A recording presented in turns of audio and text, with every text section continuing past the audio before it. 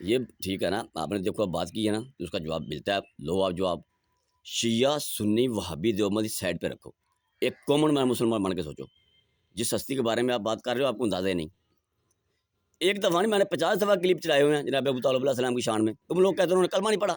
جس مولوی کو ابھی تک یہی پتہ نہیں لگا کہ جو نبوت اور امامت کی پرورش کرنے والا ہے، اس کے بارے اس کا یہ عقیدہ کہ انہوں نے کلمہ نہیں پڑھا، وہ ایمان والا نہیں، تو اس بندے کے پاس کیا تعلیم ہے، اس کے پاس کیا علم ہے؟ جن بچوں کو وہ پڑھائے گا تو بچے اس سے کیا رہنمائی لیں گے؟ یہ باتیں سوچو نا۔ اب دیکھو نا، اگر تمہارے پاس کوئی دلیل ہے تو یہ ویڈیو بنانی ہے، ٹھیک ہے، نہیں بناؤ گے، میری اسی نمبر پہ میرا واٹس ایپ ہے، واٹس ایپ مجھے سینڈ کر کے بتاؤ۔ الحمدللہ ایک نہیں 100 آیت میں گناہ گر پڑھ سکتا ہوں جو جناب ابو طالب علیہ السلام کی شان میں آئی ہوئی ہے قرآن میں۔ اب بیٹا قرآن نہ شیعوں کا ہے، نہ سنیوں کا، نہ وہابیوں کا، نہ دیوبندیوں کا، اللہ کی کتاب ہے۔ سنسیئر ہو کے سوچو، فرقہ چھوڑو، کتاب قرآن ہماری رہنمائی لے کے آئی ہے، اللہ کی کتاب ہے، یہ کسی مسلک کی نہیں۔ قرآن میں 100 آیات کا میں نے دعویٰ کیا ہے، لو میں آیتیں پڑھنے لگا ہوں گننا، اور میری ویڈیو جیسی آپ دیکھو، آپ کا کام ہے وضو کر کے قرآن کھولو، پھر آپ کو پتہ چلے گا کہ ایمان والے نہیں، جناب ابو طالب صرف ایمان والے نہیں، ایمان کے سب سے بڑے پہاڑ کا نام ہے ابو طالب علیہ السلام۔ بیٹا آپ کو اندازہ ہی نہیں کہ کس ہستی کے بارے میں آپ بات کر دیتے ہیں۔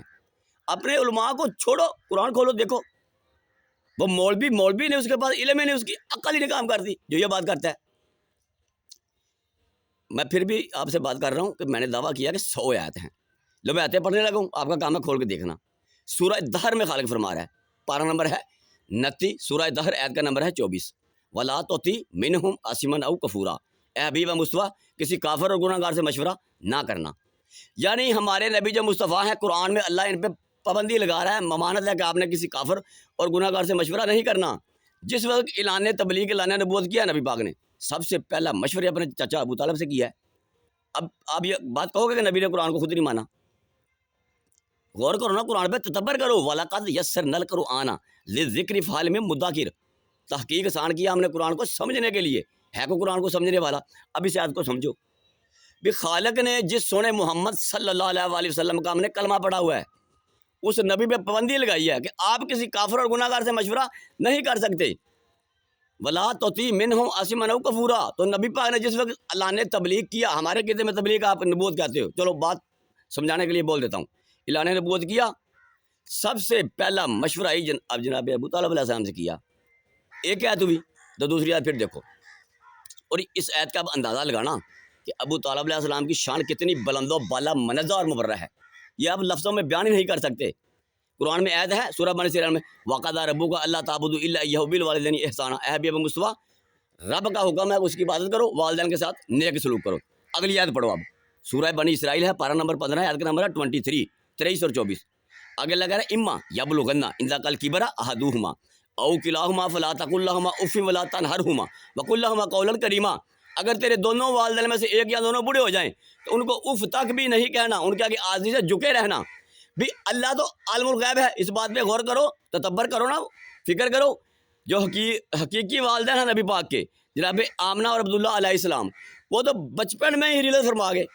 یہ کون سے والدین ہیں جن کو اللہ حکم دے رہا ہے حبیب کو مصطفیٰ کو کہ ان کے آگے عاجزی سے جھکے رہنا، ادب سے جھکے رہنا ان کے آگے؟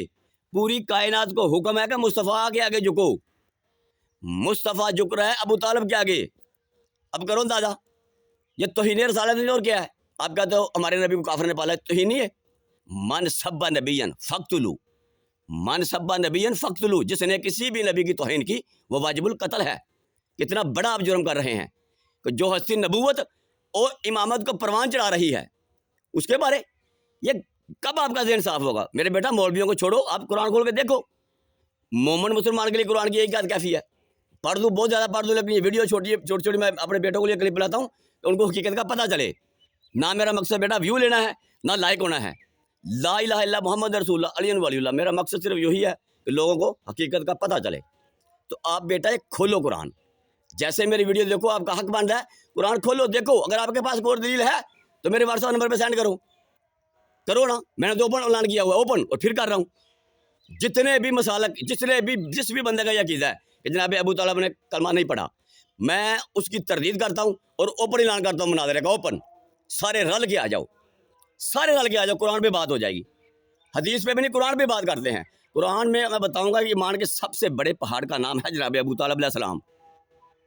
بے وقوف ہے وہ جو بندہ یہ بات کرتا ہے, ابھی بھی بات کرتا ہے. مولا علی سے دشمنی ہے ان کو. مولا علی نے ان کے والدوں کو, دادوں کو, چاچوں کو, بھائیوں کو قتل کیا ہے. کافر وہ تھے. کافر وہ ہوتا ہے جو, دیکھو اب آپ کہہ رہے ہو مجھے کہ قاری صاحب آپ نے اتنی دلیلیں دی ہیں, اتنی دلیلیں دی ہیں, تو آپ کا عقیدہ, آپ کہتے ہو قرآن کے خلاف ہمارا عقیدہ ہے, تو قرآن کے خلاف ہی چل رہے ہو تم. میں پھر کہہ رہا ہوں تمہارا ٹوٹل عقیدہ قرآن کے خلاف ہے. نہ تمہاری نماز قرآن کے مطابق, نہ وضو قرآن کے مطابق.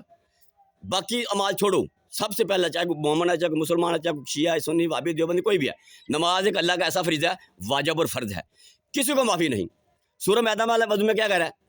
یا ایھا الذین آمنوا اذا قمتم الی الصلاۃ فاغسلوا وجوہکم وایدیکم الی المرافق وامسحوا برؤوسکم وارجلکم الی الکعبین. اے ایمان والو, جب تم نماز کے لیے آؤ تو وہ اپنے چہروں کو بعد پھر ہاتھوں کو کونیوں سمیت, پھر سر کا مسا, پھر پاؤں کا مسا. 4 واجبات ہیں وضو کے قرآن میں. اب بتاؤ, جو پیروں کا مسا کرتے ہیں قرآن کے مطابق, آپ ان کی مخالفت کر رہے ہو, ان کی نہیں کر رہے, قرآن کی کر رہے ہو. سورۃ مائدہ میں آیت نمبر 6 پڑھو. سورۃ مائدہ کی آیت ہے جو وضو, سیدھی وضو کے بارے ہیں. یا ایھا الذین آمنوا اذا قمتم الی الصلاۃ فاغسلوا وجوہکم وایدیکم الی المرافق وامسحوا برؤوسکم وارجلکم الی الکعبین. 2 اعضاء کا اللہ کہہ رہا دھونے کا, 2 کا مسا, یعنی ہاتھوں کو کونیوں سمیت, چہرہ تیرا, یہ 2 دھونے والے ہو گئے. دوسرا وامسحوا برؤوسکم, سروں کا مسا اور پاؤں کا مسا. یہ قرآن کہہ رہا ہے. اب مسا کون کرتا ہے پھر قرآن کے مطابق؟ وضو کون کرتا ہے؟ شیعہ ہی کرتے ہیں نا.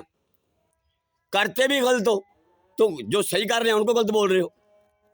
کوئی بات نہیں, کرو, یہ بھگتنا ہے آپ نے, اوپر انصاف ہوگا. تو غور کیا کرو میرے بیٹا, شیعہ سنی ذہنوں سے نکالو. آپ لوگ شیعہ کا نام آتی بس ٹھیک ہے, جو شیعہ ہے اس کی بات چھوڑو. جب تک آپ حسین پاک کی مجالس میں جائیں گے نہیں, علی پاک کے ذکر میں جائیں گے نہیں, آپ کو عقل آئے گی نہیں, آپ کو عقل ہی نہیں آئے گی.